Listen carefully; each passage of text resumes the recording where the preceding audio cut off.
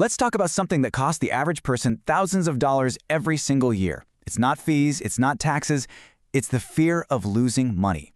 Today, we are going to tackle that fear head-on. We're going to show you that investment risk isn't some monster hiding under your bed. It's a force you can actually understand, manage, and believe it or not, even use to your advantage.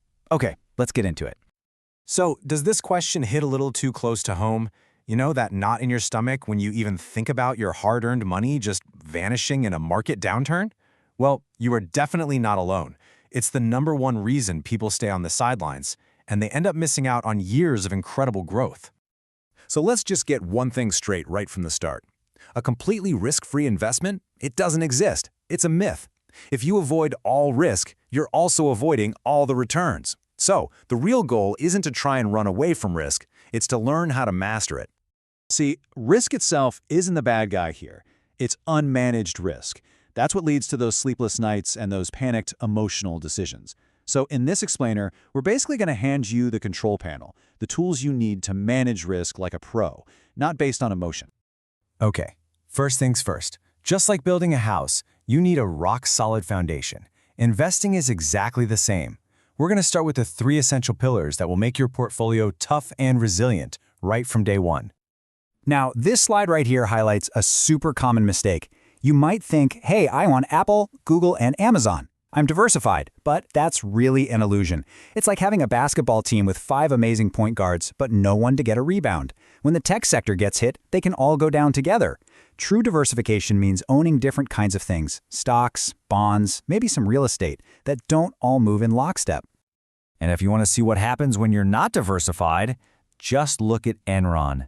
This is such a powerful, tragic reminder. So many employees had almost everything tied up in company stock. So when the company collapsed, they didn't just lose their jobs, they lost their entire retirement savings too. It was devastating. All right, our next pillar is probably your biggest superpower as an investor. Time. Seriously, it's the one thing that can smooth out all those terrifying bumps in the market.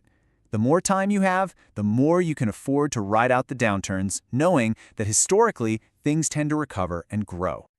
And look, this isn't just a nice idea. The data backs it up. If you look at the S&P 500 historically, investing for just 1 year gave you about a 1 in 4 chance of losing money. Not great odds, right? But stretch that out to any 20-year period, and that chance of losing money has historically dropped to 0. 0. That's the magic of time. So, now that we have that strong foundation, it's time to design your personal game plan. Because a one-size-fits-all approach just doesn't work in investing.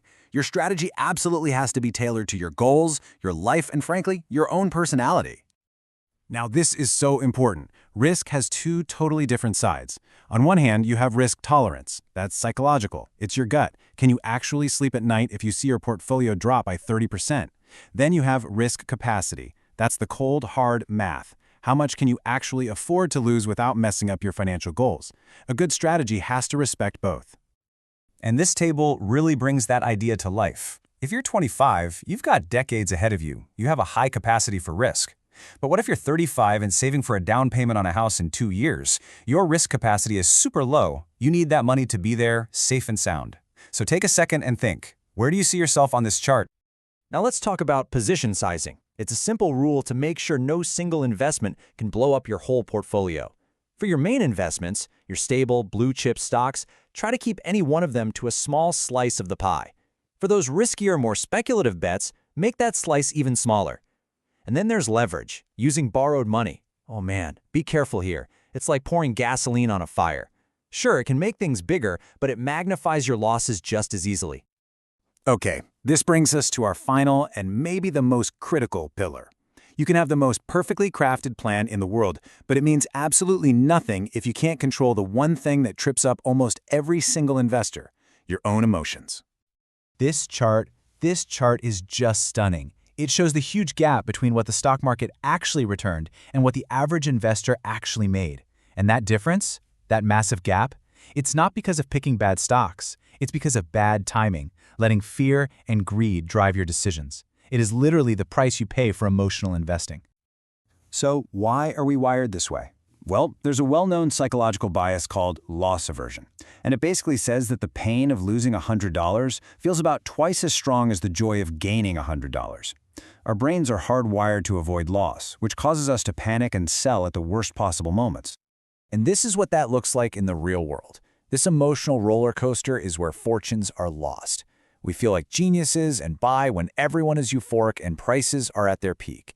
Then, when things get scary, we panic and sell everything right at the bottom. Our natural instincts literally tell us to buy high and sell low. The only way to win this game is to completely flip that cycle upside down. It's right there in Warren Buffett's famous quote. You have to find the courage to be cautious when everyone else is getting greedy and to see opportunity when everyone else is fearful and panicking. It's about breaking away from the herd. All right, let's bring this all home. Here's the bottom line. You can't control the market. You can't control the economy. You can't control what the next crazy headline is going to be. The real secret to mastering risk is to stop worrying about all the things you can't control and to focus intensely on the few things you can. Just take fees, for example. A 1% fee sounds so tiny, right? But look at what it does over 30 years. It can literally devour a massive chunk of your money. On a $100,000 investment, we're talking about over $170,000 just gone, lost, simply because of a small fee that you had total control over.